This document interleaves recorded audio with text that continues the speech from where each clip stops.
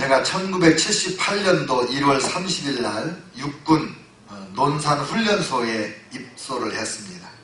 훈련소에 들어가면 입소대대라고 그래요. 입소대대에 들어가면 이제 옷을 다 벗어가지고 보따리 해가지고 집으로 붙이고, 그리고 이제 군복을 하나, 이름도 없고 뭐 번호도 없는 군복을 하나 입고 이제 신체 검사를 시작합니다. 일주일 내내 신체 검사를 하는데, 신체 검사가 마치면 그 다음에 이제 훈련소로 들어가는 거예요. 입소대대에서 훈련대대로 들어가요.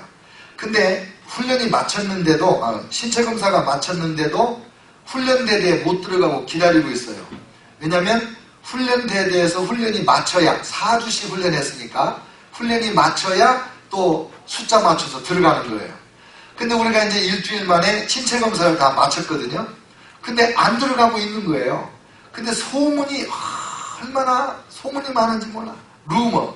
그래가지고 어느 순간에 훈련소에 먼저 들어간 사람이 훈련을 먼저 마치고 부대에 가면 똑같이 입소대대에 갔지만 훈련 먼저 마친 사람이 자기 부대에 가서 고참이 돼가지고 고참 노릇한다. 그러니까 먼저 훈련소에 들어가려고 모두 이 이름 부르는 걸 기다리고 있는 거예요. 근데 소대별로 가서 밥을 타와야 될 거 아니에요. 밥 타러 간 사람이 없어요. 그래서 제가 성령 충만한 황희정 전도사가 매일 밥 타러 다니는 거예요. 우리 사병 하나 이제 꼬셔가지고, 야, 밥 타러 가자. 그래서 나하고 둘이 가서 40명이 먹을 밥을, 국하고 밥을 타가지고 옵니다. 오면 다 같이 먹고 이제 또 그날 밤 하룻밤을 자고 이렇게 하는데, 어느 날 밥을 타가지고 왔어요. 몇 명이 먹을 밥을? 40명. 한 명도 없어. 그 밥 타러 간 사이에 전부 훈련받으러 들어갔다는 거예요. 그래서 우리 둘이 40명분 밥을 어떻게 다 먹어요? 뭐 대충 먹고 갖다 버리고, 그리고 이제 계속 기다리는데 일주일을 그렇게 둘이 기다려도 아무도 우리를 부르러 오는 사람이 없는 거예요. 그래서 우리 둘이, 야, 큰일 났다. 우리는 이제 군대 가면 똑같이 들어온 아이들한테 쫄병 노릇하면서 죽도록 고생한다. 그리고 막 가슴을 치고 이제 이럴 판인데, 저는 얼마나 그 기간이 휴가인지 성경을 그렇게 열심히 읽었어요. 처음에 일주일 동안 신체 검사할 때 신약 성경과 시편을 한번 다 읽었어요. 그 다음에 일주일간 기다릴 때 또 신약 성경과 시편을 한번 다 읽었어요. 근데 일주일 동안 성경 읽고 쉬고 있는데 그 훈련받으러 들어갔다던 우리 소대원들이 완전히 거지같이 돼가지고 다 돌아온 거예요. 훈련받으러 들어간 게 아니고 사역, 부역하러 들어간 거예요. 그래서 죽도록 어디 가서 일을 하고 왔는데 그 새 옷 받은 그 군복이 막 너무 더러워지고, 그리고 여기에다가 자기 이름자를 이렇게 그 흰 실로 이름자를 다 새겼더라고요. 여기다가는 번호로도 새겼더라고요. 그래서 어떻게 이름을 새겼냐? 우리 둘이만 이름이 없는 거예요. 어떻게 새겼냐 그랬더니, 낮에는 죽도록 일을 시키고 밤에 이름을 새기라고 명령이 떨어지고 시를 주더래요. 근데 뭐를 안 주냐면 바늘을 안 주는 거예요. 그러니까 바늘도 없이 볼펜도 없이 어떻게 이름표를 여기다 새기냐고, 실로 이렇게 그 수노트시 해가지고 이름을 새겨야 되는데, 그게 어떻게 했냐 그러니까 군대에서는 하나만 하는 거거든요. 어디 가가지고 나무 같은 걸 주워와가지고, 젓가락 같은 걸 주워와가지고 이거를 이렇게 잘라서 그걸로 이렇게 찔러서 실을 이렇게 끼고 이렇게 해가지고 이름을 새겼다는 거예요. 그러니 그 밤에 잠을 잘했어요? 그러니까 낮에는 열심히 죽도록 일했지, 밤에는 수놓았지. 그러니까 잠을 못 자가지고 완전히 눈이 떼꿍해가지고 다 왔더라고. 우리 둘이는 일주일간 휴가를 냈죠. 그러니까 섬겨야 돼. 열심히 기회 있을 때 섬겨야 그런 엉뚱한 고생을 안 할 수가 있다고요. 그러고 나서 그 다음 주에 다 같이 훈련소에 들어가서 훈련받고 다 같이 부대 배치받고 그랬잖아요. 성경에 보면 이런 사건이 나와요. 모세가 와가지고 Let my people go, 내 백성을 가게 하라. 광야에 가서 우리 하나님께 제사를 드려야 되겠다. 내 백성을 보내라. 그랬더니 바로가 여호와가 누군데 내가 보내냐? 안 보낸다. 이놈들이 일이 널널하니까 게을러가지고 무슨 제산에 어쩌네 엉뚱한 얘기를 하는구나. 앞으로는 벽돌을 만들 때 짚을 주지 마라. 그리고 짚을 너희가 스스로 주워다가 옛날과 똑같이 벽돌 숫자를 만들어내라. 그리고 벽돌을 안 주니까 막 죽도록 가서 논밭에 가서 벼 베고 나면 그 밑동 남는 거 있잖아요. 그런 거 다 잘라다가 벽돌이 만들어집니까? 숫자를 못 채우니까는 그 십장들을 막 두들겨 패고 난리가 납니다. 그래도 짚을 주지 않아요. 이 두 가지 사건에서 공통점이 뭐냐면 이름표를 새기라고 실만 주고 바늘을 주지 않는 것과 벽돌을 찍는데 짚을 주지 않고 짚을 긁어다가 똑같은 벽돌을 만들려고 하는, 재료를 안 주고 일을 시키는 거예요. 도구를 주지 않고 일을 시키는 거예요. 이런 일을 당하면 얼마나 답답하고 고생이 되겠습니까? 요즘 세상은 회사에서 이렇게 사람을 뽑잖아요. 기본적으로 우리 회사에서 이런 일을 한다. 이 일을 제일 잘할 수 있는 사람을 고릅니다. 그리고도 아무리 대학에서 공부를 하고 뭐 이랬어도 우리 회사의 일을 하기에는 아직도 부족해요. 그래서 신입사원들을 훈련을 해줍니다. 우리 회사에서 쓸만한 인물을 만드는 거예요. 그리고 난 다음에 책임을 맡겨주고 그 책임에 맞는 권한과 함께 재정과 인력을 공급해 줍니다. 그래야 일을 하지요. 제가 아는 분이 IBM 코리아에서 일을 했는데 그분이 뽑힌 사람들 중에서 또 뽑혀가지고 장차 간부급이 될 수 있는 훈련을 받은 거예요. 2년 동안 훈련을 하는데 얼마나 철저히 훈련을 받는지 출근해서 퇴근할 때까지 1시간을 6분 단위로 나누어서 업무 보고서를 씁니다. 10th hour. 그러니까 60분이니까 10분에 일어나서 6분 단위로 업무 일지를 쓰는 거예요. 그러니까 일을 엄청 많이 하는 것이 우리 몸에 배는 거예요. 저절로. 그래서 한 사람 훈련하는데 한 20년 전에 2억 원씩을 썼대요. 달러로 하면 한 20만 불. 그렇게 해가지고 그 회사가 원하는 인물을 만들고, 그렇게 훈련받은 사람들은 사관학교 나온 사람같이 이제 더 중요한 일을 맡기고 더 많은 인력과 재정과 권한을 주고, 그래서 회사를 위하여 죽도록 충성하는 인재를 만들어내는 거죠. 하나님은 사람을 쓰실 때 어떻게 하실 것 같아요? 세상의 회사도 사람을 고르고 뽑은 다음에 자기 회사가 쓸만한 인물을 만들기 위하여 엄청난 시간과 그 재정을 투입해서 훈련을 하는데, 하나님께서 우리를 세상에서 고르고 뽑아서 자기 백성 삼으시고 하나님께서 우리 성도들에게, 우리 교회에 어마어마한 사명을 주세요.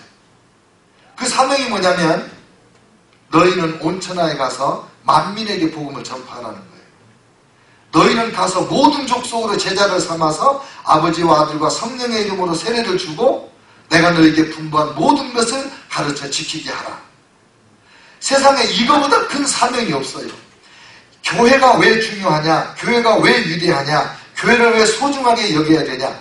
이 지구상에서 가장 위대한 사명이 사람들을 구원하는 거고, 그 사명을 맡은 것이 교회고, 그 교회 안의 성도인 저와 여러분이 그래서 중요한 거예요. 리버런 목사님은 이런 말씀을 하셨어요. 세상에서 교회를 세우는 것보다 더 중요한 일은 없습니다. 만약에 교회를 세우는 일보다 더 중요한 일이 있다면 나는 바로 그 일을 했을 것입니다. 한 번밖에 없는 내 인생을 나는 가장 중요한 일에 쓰고 싶지, 두 번째 중요한 일에 쓰고 싶지 않습니다. 그렇게 얘기했어요. 저와 여러분이 예수 믿고 하나님의 교회에 소속이 되어서 하나님을 섬기는데 우리가 이 교회를 그렇게 생각해야 되는 거예요. 빌 할베스라고 하는 시카고 율로우 크릭교회 목사님, 이분은 뭐라고 말했냐면 지역교회는 세상의 희망입니다. 그분이 노래를 부르는 말이에요.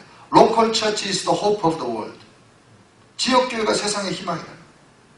그러면서 여기 USC 총장, 지금 은퇴하셨더라고요. 스티브 샘플 총장님이 그 윌로우 크릭 교회 리더십 썸밋이라고 목회자 훈련하는 그런 유명한 대회가 있어요. 거기에 이제 초청 강사로 오셔가지고 강연을 듣고 이제 대담을 하시면서 마지막 인사말이에요. 제가 옛날에도 한번 소개를 했어요. 이렇게 말해요. 스티브 샘플 총장님, 덜 중요한 총장 일을 마치면 나와 함께 가장 위대한 교회를 세우는 일에 여생을 헌신하시지요. 그렇게 초청을 하는 거예요. 학생과 직원이 몇만 명이에요, USC가. 그런데 그런 총장님을 보고 하는 말이 덜 중요한 총장 일을 마치면, 은퇴하면 빨리 더 중요한 교회 세우는 일에 나와 함께 협력합시다. 우리가 교회를 생각하는 것이 이 수준으로 가야 하나님이 기뻐하시는 거예요. 너희는 먼저 그의 나라와 그의 의를 구하라 그랬잖아요. 먼저 구할 것이 하나님의 나라와 하나님의 의, 교회. 교회가 맡은 사명 뭐예요? 전도하고 선교하는 거예요. 그걸 위해서 우리의 모든 역량을 총동원해서 거기다 쏟아 부어야 되는 거예요. 그래야 우리 인생이 후회가 없는 거죠. 이런 엄청난 사명을 위해서 우리를 구원하시고 우리를 불러주셨는데 예수님이 이렇게 말씀하세요. 아버지가 아들을 세상에 구주로 보내신 것을 우리가 보았고 증언하노니, 하나님 아버지께서 아들 예수님을 이 세상에 구주로 보내셨다는 거예요. 근데 예수님이 뭐라고 말씀하시냐면 요한복음 20장 21절, 아버지께서 나를 보내신 것 같이 나도 너희를 세상에 보내노라. 아버지께서 나를 세상에 구주로, 구원자로 보내신 것처럼 예수님께서도 우리를 세상에 구원자, 전도자로 보내신다는 거예요. 그게 우리의 사명이에요. 그래서 우리는 이 사명을 위해서 두 가지로 훈련을 받아야 돼요. 두 가지의 공급을 받아야 돼요. 첫째, IBM 코리아에서 지도자들을 뽑아서 2억 원을 들여서 2년씩 특별 훈련을 한 것처럼 저와 여러분을 이 사명을 감당할 수 있는 인물로, 인격으로 훈련시키는 것이 첫 번째예요. 두 번째는 인격을 만들어준 훈련 다음에 그 일을 실제적으로 잘할 수 있는 성령의 도구지, 은사를 주시는 거예요. 그래서 첫 번째 우리 인격을, 이 사명을 감당할 수 있는 인격을 만들어 주시는 게 뭐냐면 성령의 열매입니다. 사도행전 1장 8절에서 우리가 다 아는 구절이죠. 오직 너에게 성령이 임하시면 너희가 권능을 받고 예루살렘과 온 유대와 사마리아와 땅끝까지 이르러 내 증인이 되리라. 성령을 받아라. 성령을 받아라. 그 다음에 뭘 받아요? 성령 받으면 권능을 받아요. 다이너마이트 같은 권능을 받아요. 다이너마이트라는 뜻이에요. 그게 두나미스라고. 그러면 뭐가 되냐면 증인이 돼요. 근데 이 증인이 된다는 말은 순교자가 된다는 단어예요, 원래. 그러니까 성령 받아서 능력 받아요. 능력 받아서 뭐 하느냐? 목숨 걸고 순교하기까지 전도한다는 거예요. 그러면 성령 받고 전도하는 중간에 있는 일이 능력 받는 건데, 권능을 받는 건데, 이 권능이 두 가지로 나타나요. 성령의 열매로 나타나고 성령의 은사로 나타나는 거예요. 그래서 성령의 열매는 우리를 하나님의 일꾼으로 사람을 만드는 겁니다. 지난주 제가 설교할 때 성령의 9가지 열매를 3가지로 구분해서 말씀드린 거 기억하세요? 이 성령의 열매 9가지 중에 첫 번째 3가지는 사랑과 희락과 화평인데, 이거는 우리가 하나님과의 관계를 할 때 하나님의 성품을 온전히 닮아서 하나님처럼 사랑하고 하나님처럼 기쁘고 하나님처럼 평안한 사람이 되는 거예요. 그게 하나님과의 관계에서 우리가 어떻게 하나님을 닮느냐? 사랑과 희락과 화평의 사람이 되는 거라고 했어요. 그래서 성령 받으면 이런 인격을 갖추는 거예요. 두 번째 3가지는 오래 참음과 자비와 양선인데, 이거는 대인관계에서 나타나는 성령의 열매예요. 내가 사람을 대할 때 오래 참아줘요.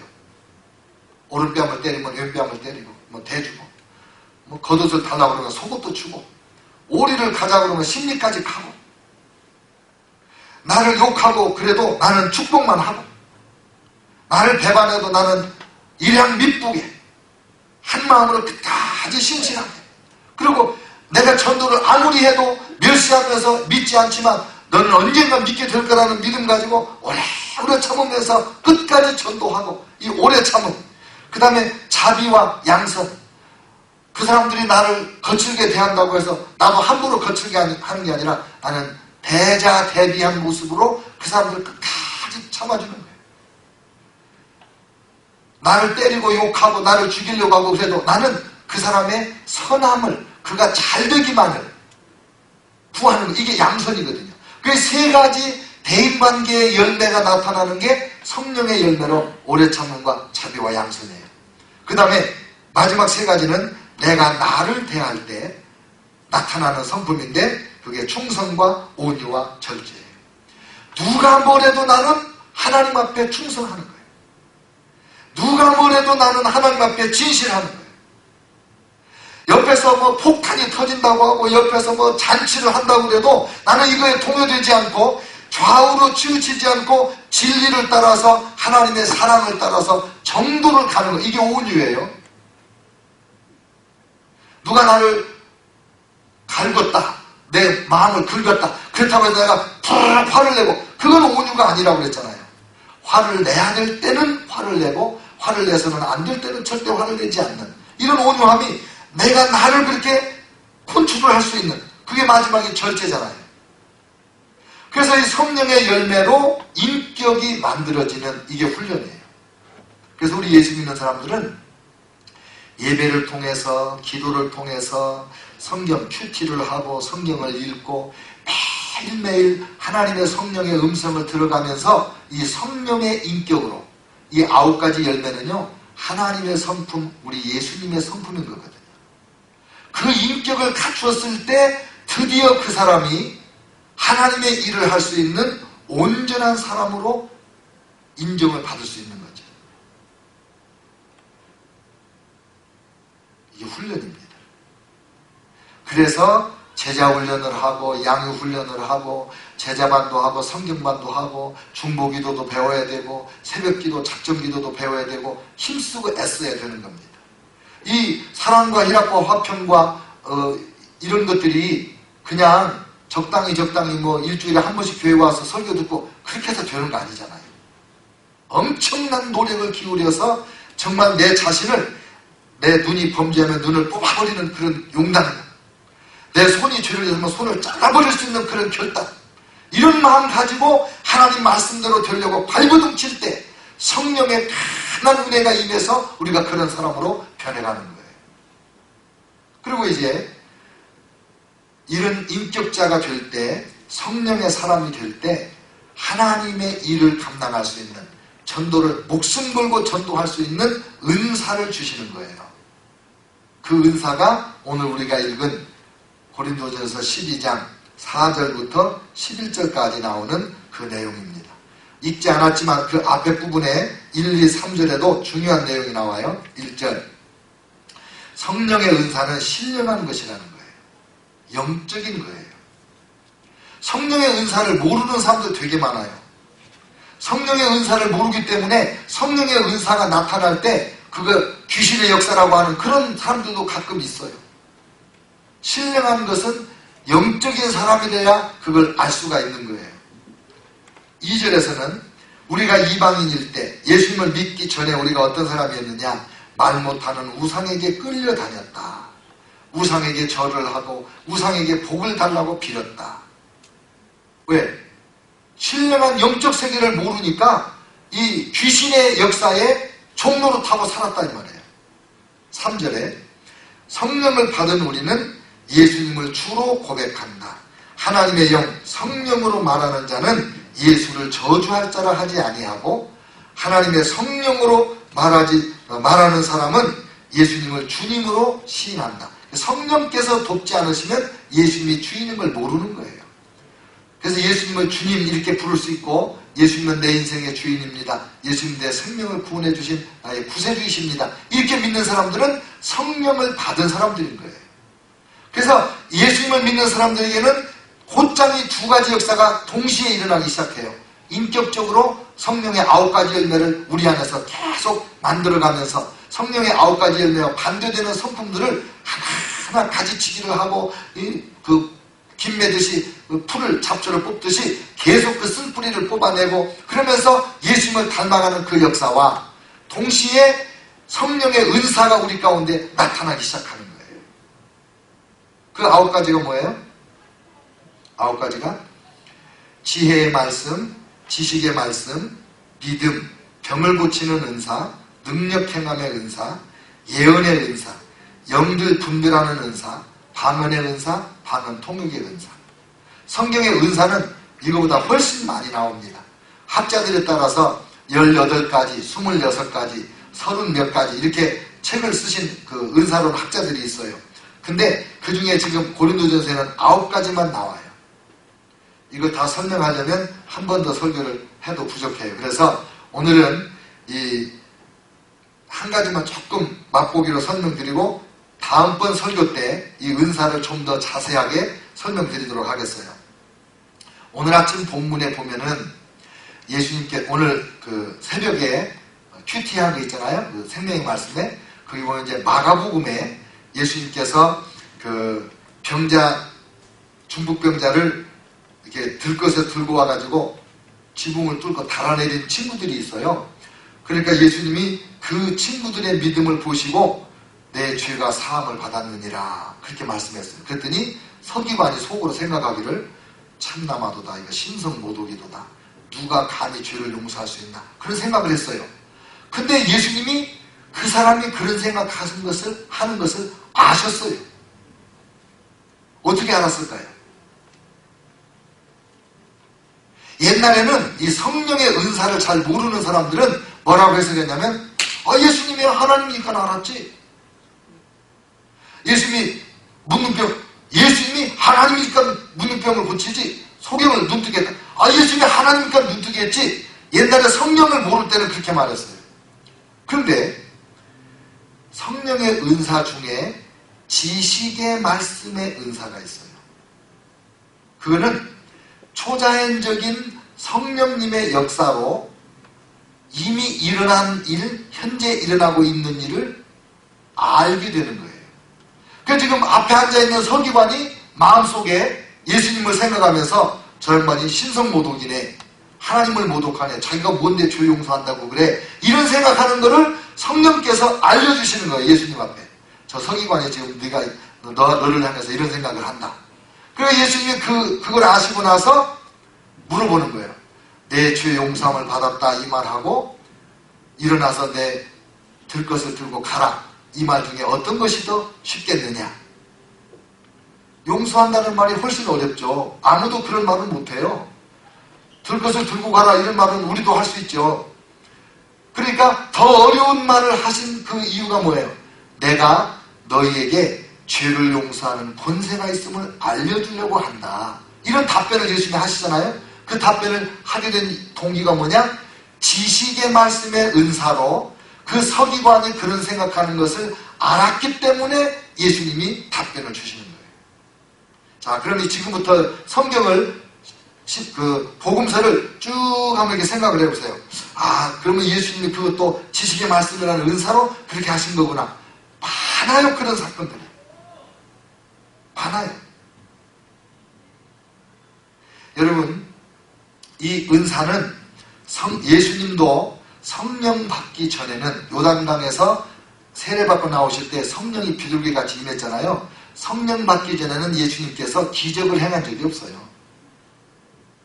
근데 그때 성령 받고 나니까 광야에 가서 40일 금식하고 마귀에 시험당할 때도 하나님의 말씀을 성령께서 그때그때 탁탁 떠오르게 해가지고 시험을 탁 말씀으로 이기게 하시고 그 다음부터 기적을 행하시는데 말씀을 가르치면 가르치는 은사로 사람들이 그렇게 은혜를 받고 병을 고치고 귀신을 쫓고 안진뱅이를 일으키고 사람들의 마음속에 생각을 다 미리미리 아시고 제자들이 길에서 가면서 나중에 하나님 나라가 임하시면 우리 중에 누가 제일 예수님 좌편에 우편에 좌의정 우의정 할까 뭐 이런 얘기 했는데 제자들이 그런 얘기할 때 그 자리에 없었던 예수님이 그 제자들 오자마자 어린아이 하나 데려다 놓고 천국에서는 이렇게 어린아이 같은 자가 큰 자니라 가슴이 뜨끔했을 거 아니에요. 어이구 주님이 우리가 오면서 한 얘기 다 하시네. 어떻게 하셨어요? 지식의 말씀의 은사로 아신 거예요. 여러분에게 그런 체험이 있을 거예요. 갑자기 어떤 생각이 들어요. 분명히 그렇게 된 것 같아. 자신이 없어가지고 말을 못하고 있었는데 나중에 알고 보니까 그 생각이 맞았어요. 그런 적 있죠? 성령께서 여러분에게 지식의 말씀의 은사를 주신 거예요. 그게. 그래서 이제 안수기도를 할 때 옛날에 뭐 이런 일 저런 이렇게 쭉 얘기를 하면 그게 지식의 말씀의 은사가 나타나는 거예요. 제가 기도 많이 하고 이제 송구영신 예배 드릴 때 안수기도를 이렇게 양쪽에 앉아서 막 기도해드리잖아요. 그때 100% 다 그렇게 하는 건 아니지만은 어떤 분들에게는 정말 이 지식의 말씀의 은사로 말씀이 막 쫙 나오는 거예요. 하나님만이 아시는 사건. 어떤 분이 금년 1월 1일에도 제 안수기도를 받고 목사님인데 뒷조사 하신 거 아니야? 이랬다고 그러더라고요. 제가 무슨 뒷조사 하겠어요? 하나님이 다 보고 알려주신 거지. 그러니까 저와 여러분이 두 가지로 힘써야 돼요. 첫째는 성령의 9가지 열매로 하나님의 성품을 담는 인격 훈련. 끊임없이 해야 돼요. 만약에 우리가 그 훈련이 제대로 안 돼가지고 미숙한 상태로 천국에 가면 천국의 완전함이 깨진다니까요. 예수님하고 똑같은 성품으로 그 완전한 수준으로 성숙해가지고 주님 부르실 때 천국에 들어가면 내추럴리 천국하고 어울리는 그런 인물이 되어야 되는 거예요. 그리고 이 땅에 사시면서 성령의 은사를 받아서 전도할 때, 주님을 섬길 때 그 은사가 나타나면 얼마나 하나님이 영광 받으시고 우리 수고의 열매가 풍성하겠습니까? 사랑하는 성도 여러분, 저와 여러분이 이 성령 받고 하나님의 일꾼이 돼서 성령의 열매와 성령의 은사가 우리 삶에 풍성하시기를 축원합니다. 기도하겠습니다.